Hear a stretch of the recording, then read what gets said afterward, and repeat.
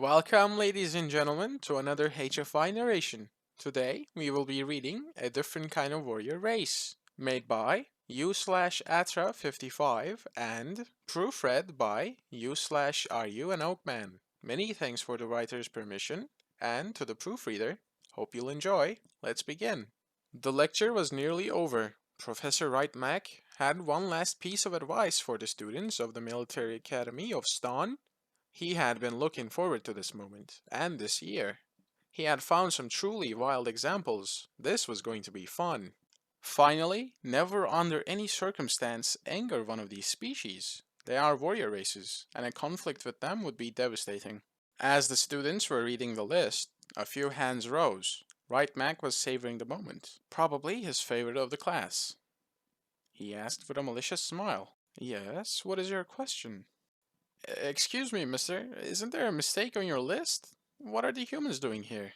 Well, there are many kinds of warrior races. There are species like ours, where the government is a military junta, and as such, their army is very powerful. But the humans aren't in that category, clearly.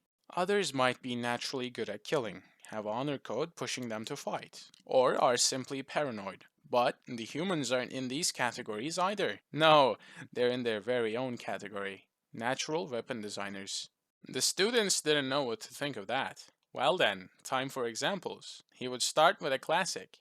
You don't seem impressed. Do you know we had a human exchange student a few years back? In the military engineering course, obviously. Do you know what he made as his final project? The students looked bored, not seeing what was so interesting in the humans. Some of them were already preparing to leave. That would soon change, however. A shotgun? I heard humans love those, a student suggested. No, that would be too simple for him. Most students in his class designed a rifle, a submachine gun, or a shotgun if they were feeling audacious. He designed a saw blade launcher. A saw blade launcher? What did it do? Launched saw blades, obviously. It could hold as many as 12 in a magazine, and fired 3 per second.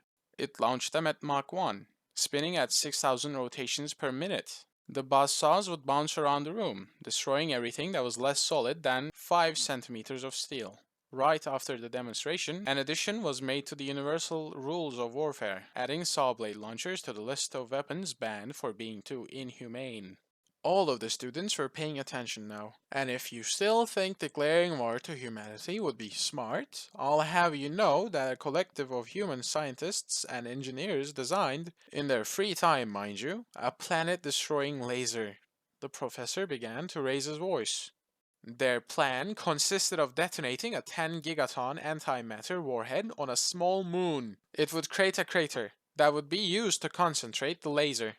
The details were classified because they managed to make destroying a planet nearly 200 times cheaper than before. Why did they do this, you may ask? Because it's, and I quote, cool.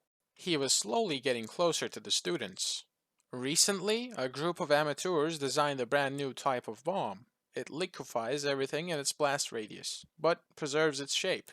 The molten silica mixes with whatever was there before, turning it into glass. What could push them to create such a horrible weapon? It made a mildly funny pun about the nuclear annihilation of a planet in their language. He was practically screaming at this point.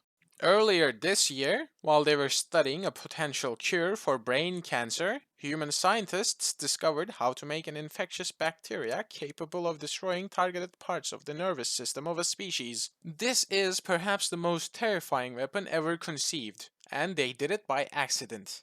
He returned to the board, having seemingly calmed down a little. Now, if this is what their civilians can come up with in times of peace, can you imagine what their military can design in times of war? Oh, and don't even get me started on the mechs. That will be all for today. Thank you for listening. I'm glad to still have you here. This one was amazing. I certainly enjoyed it. Hope you also have. And also, if you have stuck around, go and show your appreciation to the writer on HFY. I hope you're having a good day, and I'll see you in the next one.